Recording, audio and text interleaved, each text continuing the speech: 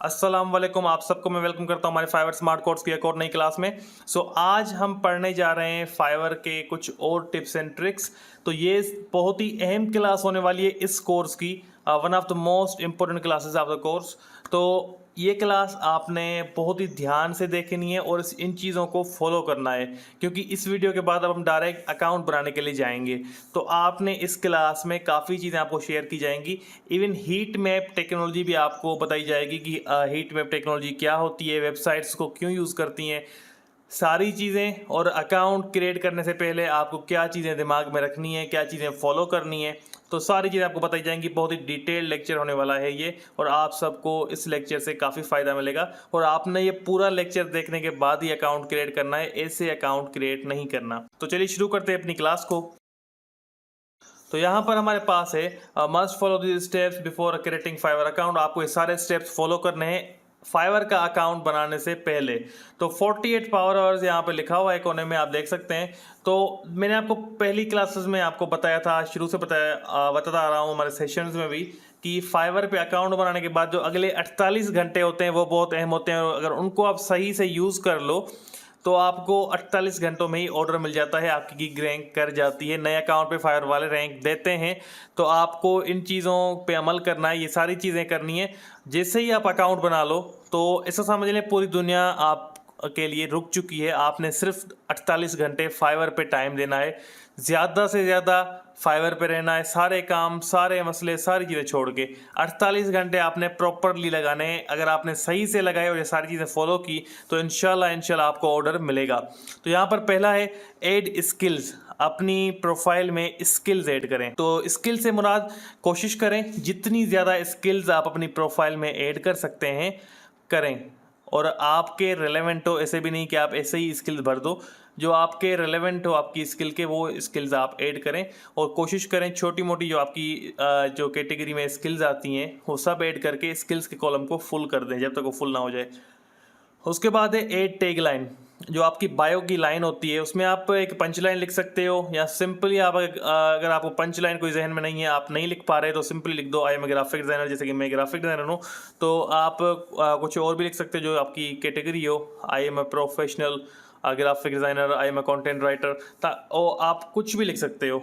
पर मैं अपनी बायो को मोस्टली अपडेट कर देता हूँ 10-15 दिन बाद। कभी जस्ट वन मैसेज अवे, कभी क्रिएटिविटी इज माई पैशन, इस टाइप की लाइन्स में लिखता रहता हूँ। सो आप भी कोई लाइन अगर लिखना चाहो तो लिख सकते हो। उसके बाद ऐड एजुकेशन।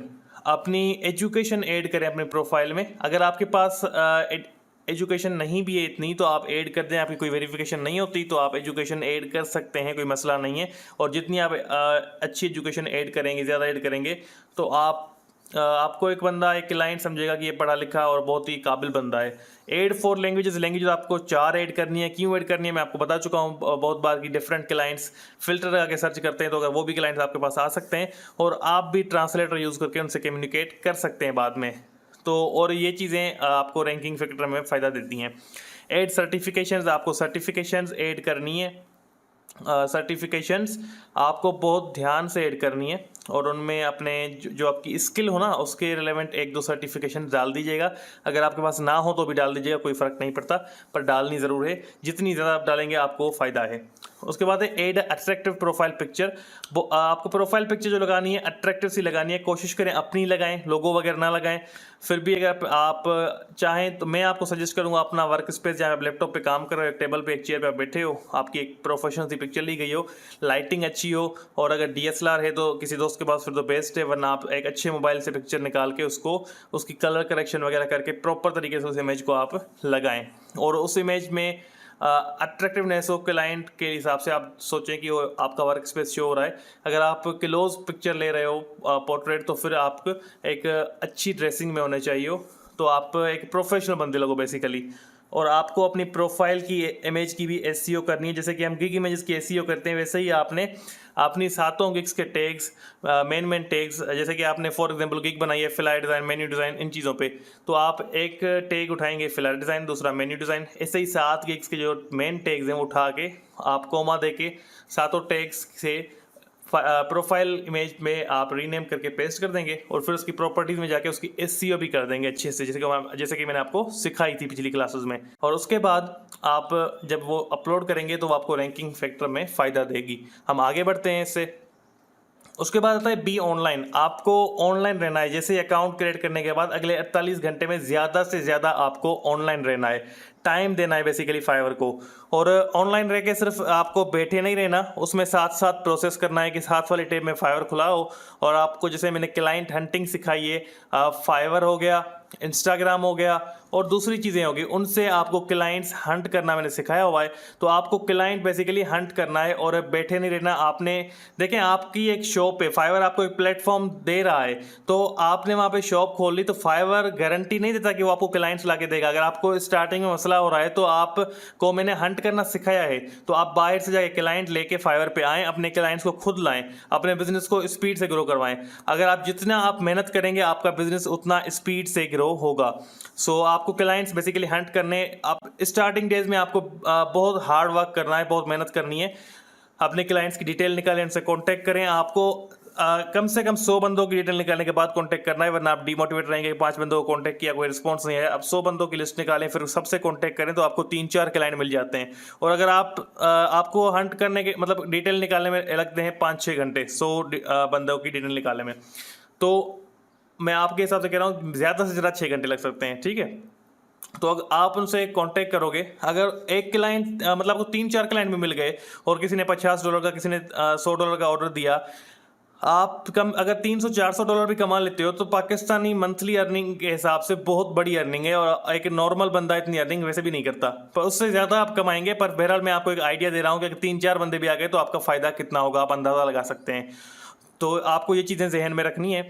और उसके बाद आपने अकाउंट बनाने के बाद अपने फाइवर के सारे टेस्ट क्लियर करने, कैसे करने मैंने सिखाया हुआ है। आपने अपनी स्किल के रिलेवेंट सारे स्किल्स टेस्ट क्लियर कर लेने फ़ौरन अकाउंट बनाने के बाद। तो उसके बाद फाइवर का जो फ्री कोर्स है वो भी क्लियर कर लेना है, वो भी मैंने आपको सिखाया हुआ है इस कोर्स में, तो वो भी आपने क्लियर करना है।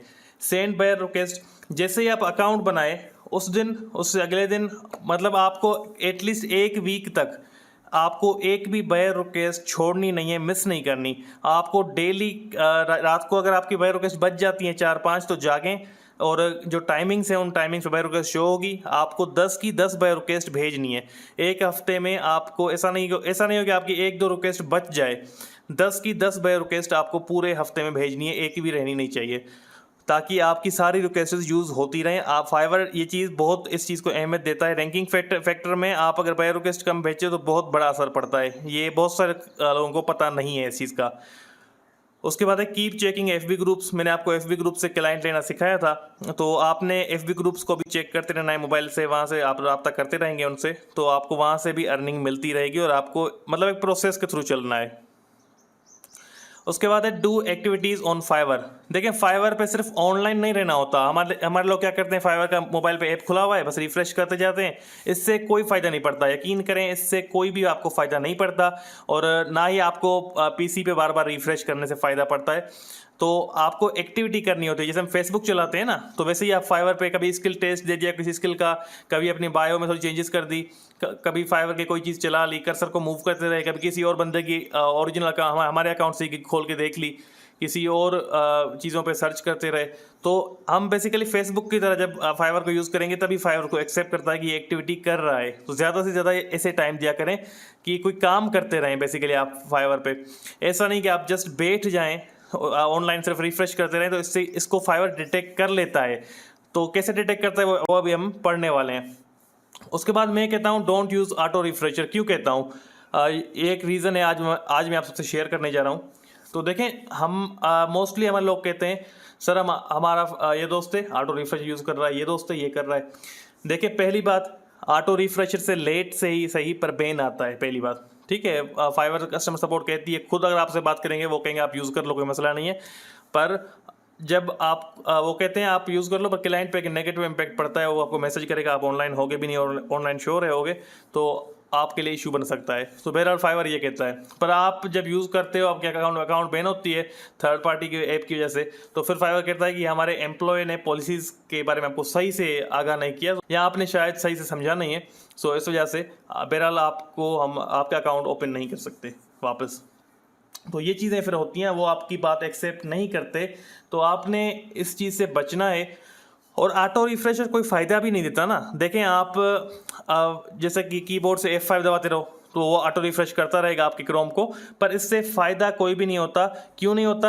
आप कोई एक्टिविटी तो कर नहीं रहे हो, और फाइवर को पता चलता है कि यूज़र एक्टिविटी क्या कर रहा है, कौन सी एक्टिविटी कर रहा है हमारी वेबसाइट पे, हमारी ऐप पे।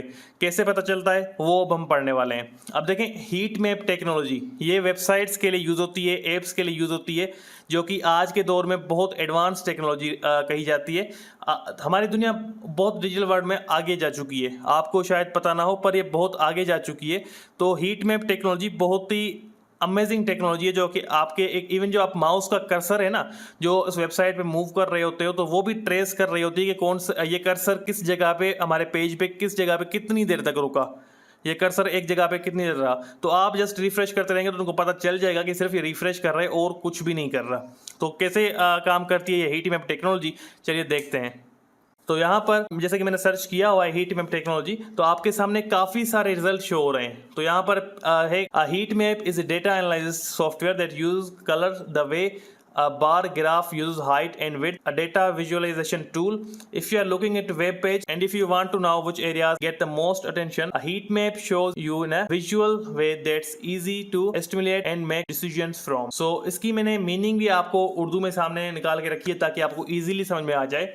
Technology heat map data analysis software है जो रंग का इस्तेमाल करता है, जिस तरह एक बार ग्राफ ऊंचाई और चौड़ाई को इस्तेमाल करता है। बतौर डेटा विजुअलाइजेशन टूल, अगर आप किसी वेब सफ़े को देख रहे हैं और आप जानना चाहते हैं कि किन इलाकों में, मतलब कि किन हिस्सों में, किन इलाकों में सबसे ज़्यादा तवज्जो दी गई है, तो गर्मी का नक्शा आपको बसरी अंदाज में दिखाया जाता है, जिससे जम होना और फैसले करना आसान है। आपको नीचे कुछ पिक्चर्स भी शो हो रही हैं, आप भी इसको गूगल कर सकते हैं, आपको यही डेफिनेशन मिलेगी। आगे आप देखेंगे तो कुछ इस तरीके से काम करता है, कुछ एरियाज़ को रेड करके कुछ को ग्रीन करके काम करता है। और अगर हम आगे आएँ तो आप यहाँ पर देख सकते हैं, आपको इससे पता लगता है कि बेसिकली ये काम कैसे कर रहा है।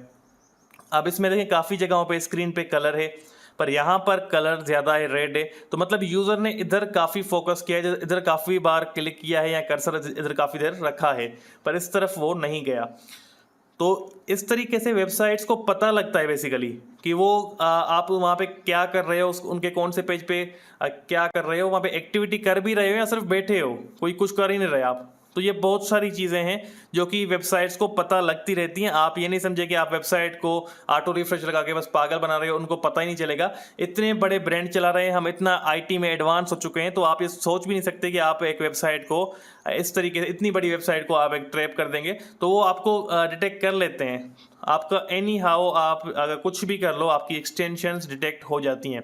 तो काइंडली ऑटो रिफ्रेशर पहली बात कोई फ़ायदा नहीं है यूज़ करने से, आपकी उल्टा नेगेटिव इम्पैक्ट पड़ता है कि फाइवर को लगता है कि ऑनलाइन भी रह रहा है और कोई काम नहीं कर रहा, तो ये कुछ ना कुछ ऐसी ऐप यूज़ कर रहा है, तो वो आपको उल्टा डीरैंक करना शुरू कर देता है, तो आपको नेगेटिव इम्पैक्ट ज़्यादा पड़ता है इससे।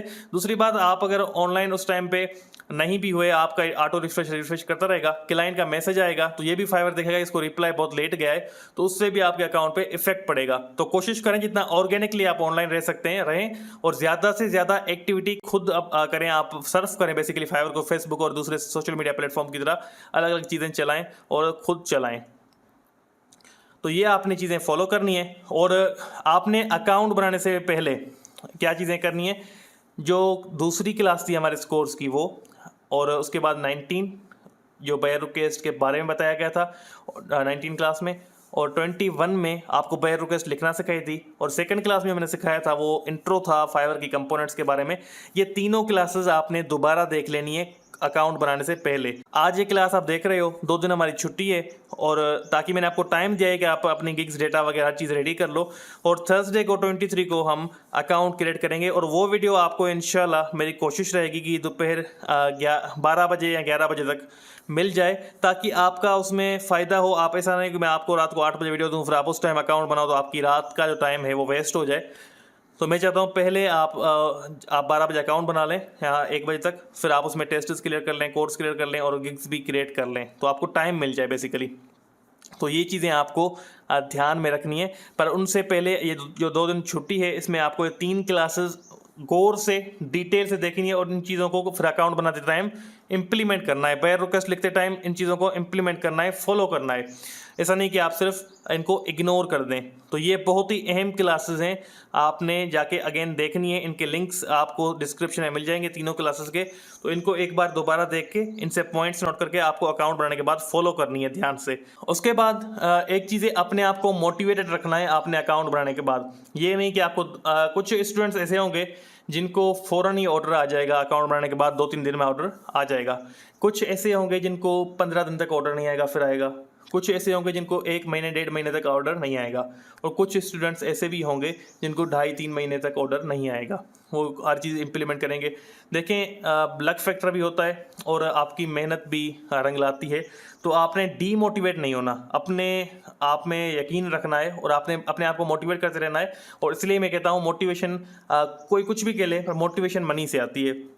तो FB ग्रुप्स वाला जो मैंने आपको मेथड सिखाया था और जो क्लाइंट हंटिंग वाला सिस्टम, वो अगर आप करते हो तो आप, और अगर फाइवर नहीं भी दे रहा रैंकिंग, आपको क्लाइंट्स नहीं दे रहा, आपकी अर्निंग शुरू हो जाएगी और आप मोटिवेट रहोगे। तो कोशिश करें, अगर लोकल क्लाइंट, पाकिस्तानी क्लाइंट भी जो मैंने सिखाए थे, अगर वो भी FB ग्रुप से मिलते हैं तो उनसे भी अर्निंग करते रहें, आप मोटिवेटेड रहोगे। और अपने आप को जितना हो सके मोटिवेट रखें कि मैं इस काम को कर सकता हूँ, जितना टाइम भी लगे मैं करूँगा, मैं इसमें फ्यूचर बनाऊँगा। आप डिसाइड कर लें कि ये मुझे हाथ नहीं निकालना है इसमें से। जैसी पहले दिन से जो आप हार्डवर्क करोगे ना, ऑनलाइन रहोगे।